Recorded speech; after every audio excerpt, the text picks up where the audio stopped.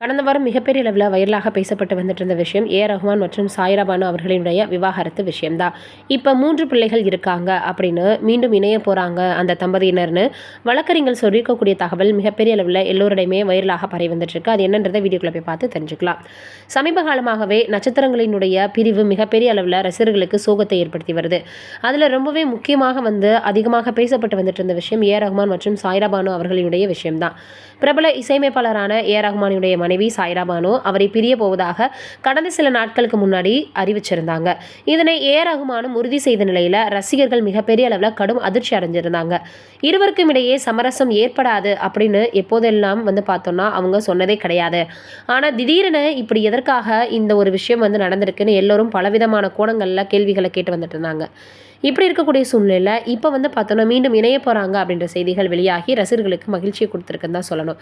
தமிழ் திரையுலகின் பிரபல இசையமைப்பாளராக 30 ஆண்டுகளுக்கும் மேலாக கோலோச்சி வருபவர் தான் ரஹ்மான். கடந்த 1995ஆம் ஆண்டு சாய்ரா பானுவை திருமணம் செஞ்சுக்கிட்டாரு. இந்த தம்பதியினருக்கு ரஹீமா, கத்தீஜான்னு 2 மகள்களும் அமீன் அப்படின்ற ஒரு மகனும் இருக்காரு. இந்த நிலையில் திருமண பந்தத்தில் 30 ஆண்டுகளை அவங்க தொடக்கூடிய அந்த சமயத்தில் இப்படி ஒரு நிகழ்வு ஏற்பட்டிருக்கு அப்படின்னு எல்லோருக்கும் வேதனையாக இருந்தது. இது ரஹ்மான் அவர்களே சொல்லியிருந்தார். எப்படி இவங்க இருவரும் பிரியறதுக்கு மனம் வந்தது அப்படின்னு கூட ரசிகர்கள் ரொம்பவே வேதனை தெரிவிச்சிருந்தாங்க.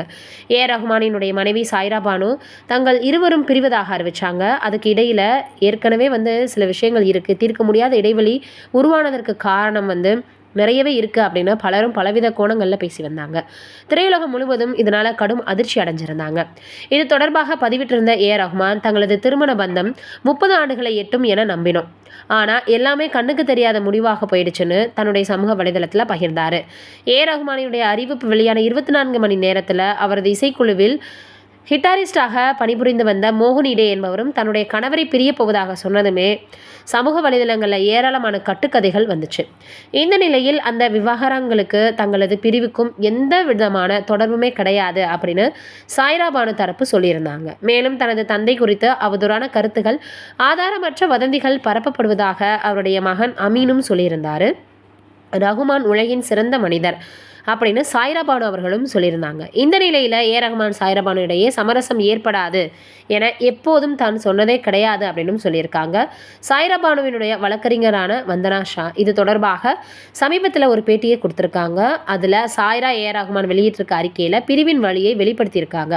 விவாகரத்து முடிவை எடுப்பதற்கு முன்பாக அவர்கள் நிறைய யோசிச்சிருக்கணும். ஆனால் இருவரின் விவாகரத்துக்கு பிறகு அவர்களது குழந்தைகளான அமீன், ரஹ்மா, கத்தீஜா ஆகியோர் யாருடன் இருப்பார்கள் என்பது குறித்து முடிவு செய்யலை.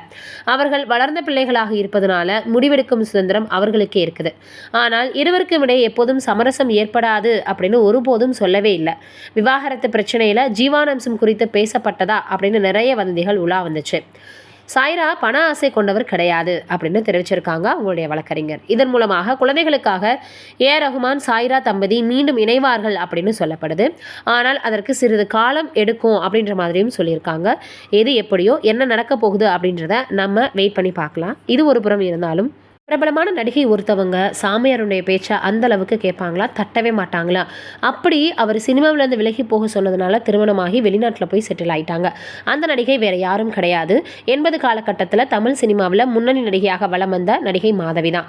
பல வெற்றி படங்கள் நடிச்சிருக்கக்கூடியவங்க திருமணத்திற்கு பிறகு சினிமாவை விட்டு விலகி குடும்பம், குழந்தைகள்னு வெளிநாட்டில் செட்டில் ஆகிட்டாங்க. இவங்களுக்கு தேவதை போல 3 மகள்கள் இருக்கும் நிலையில் பைல்வான் ரங்கநாதன் இவங்களை பற்றி பேசியிருக்கக்கூடிய, அதுவும் குறிப்பாக அவங்களுடைய திருமணனுடைய ரகசியத்தை பேசியிருக்காரு. அதுதான் இப்போ வைரலாக பேசப்பட்டு வந்துட்டுருக்கு. இவர் வராரு, யாரையாவது ஒருத்தரை பற்றி பேசுகிறாருன்னா அங்கே சிக்கல் இல்லாமல் இருக்காது. தெலுங்கு படத்தின் மூலம் சினிமாவில் அறிமுகமான நடிகை தான் மாதவி. சூப்பர் ஸ்டார் ரஜினிகாந்த் நடித்த தில்லுமுள்ளு திரைப்படத்தின் மூலமாக தமிழ் சினிமாவில் அறிமுகமானாங்க. நடித்த முதல் படமே பல வெற்றிகளை அவங்களுக்கு கொடுத்தது அப்படின்னு தான் சொல்லணும். தொடர்ந்து நடிக்கிறதுக்கான வாய்ப்பு அதன் மூலமாக அவங்களுக்கு கிடைச்சது. இதைத் தொடர்ந்து ராஜபார்வை, டிக் டிக் டிக், தம்பிக்கு எந்த ஒரு, காக்கி சட்டைன்னு பல வெற்றி படங்களில் நடித்தாங்க. தமிழ் மட்டும் இல்லாமல் தெலுங்கு, மலையாளம், கன்னடம், இந்தின்னு 100க்கும் மேற்பட்ட படங்களில் பல மொழிகளில் கதாநாயகியாகவே நடிக்க ஆரம்பித்தாங்க. அழகான கண்களை கொண்ட நடிகை மாதவிக்கு கண்ணழகுக்கு மயங்கிய பல இளைஞர்கள் இருக்காங்க, ரசிகர்கள் இருக்காங்க அப்படின்னு தான் சொல்லணும். அவங்கள கண்ணழகின்னு தான் எல்லோருமே கூப்பிடுவாங்க. சினிமாவில் பிஸியாக நடிச்சிட்டு இருந்த நேரத்தில் 1996ஆம் ஆண்டு தொழிலதிபர் ரால்ஃப் சர்மாவை திருமணம் செஞ்சுக்கிட்டாங்க. நியூ ஜெர்சியில் செட்டில் ஆகிட்டாங்க. திருமணத்திற்கு பிறகு சினிமாவை விட்டு விலகிட்டாங்க. கணவன், குழந்தைகள்னு மகிழ்ச்சியாக வாழ்க்கையை வாழ்ந்து வராங்க மாதவி. ரால்ஃப் தம்பதியினருக்கு டிஃபனி, கௌரிகா, பிரிசில்லா, அதற்கப்புறம் ஈவ்லின் திவ்யானு 3 மகள்கள் இருக்காங்க. 3 பேரும் அம்மாவைப் போலவே அழகாகவும் இருக்காங்கன்னு சொல்லுவாங்க. பல நடிகர் நடிகைகள் குறித்து பேசி வரக்கூடிய சினிமா பத்திரிகையாளர் பைல்வான் ரங்கநாதன் நடிகை மாதவியின் திருமண வாழ்க்கை குறித்து பேசியிருக்காரு. அதில் நடிகை மாதவி கமல் ரஜினி என அனைத்து முன்னணி நடிகர்களிடம் நடிச்சிருக்கிறாங்க. இவரை ரசிகர்கள் கண்ணழகி மாதவின்னு சொல்றாங்க. அந்த அளவிற்கு கண்கள் வசீகரமாக தான் இருக்கும். நடிகை மாதவிக்கு ஆன்மீகத்தின் மீது மிகுந்த ஈடுபாடு இருக்கு. இதன் காரணமாக சாமியார் ராம என்பவரினுடைய பக்தையாக இவங்க மாறிட்டாங்க. திருமணம் செய்து கொள்ளாமலே இருந்தாங்க. இதை தெரிந்து கொண்ட சாமியார் தொழிலதிபர் ரால்ஃப் சர்மாவை அறிமுகப்படுத்தி அவரை திருமணம் செய்து கொள்ளும்படி சொல்லியிருக்காரு. நடிகை மாதவியும் சாமியாரின் பேச்சை கேட்டு தட்டாம அவரை திருமணம் செஞ்சிருக்காங்க. சினிமாவை விட்டு விலகி இப்போது மகிழ்ச்சியாக குடும்பம் நடத்தி வராங்க அப்படின்னு பைல்வான் அவர்கள் சொல்லியிருக்காங்க. இதை ஏற்கனவே நிறைய பேட்டிகளில் நடிகையும் சொல்லியிருக்காங்க. ஆனால் இப்போ இவர் பேசியிருக்கிறது மிகப்பெரிய அளவில் வைரலாகி வருது.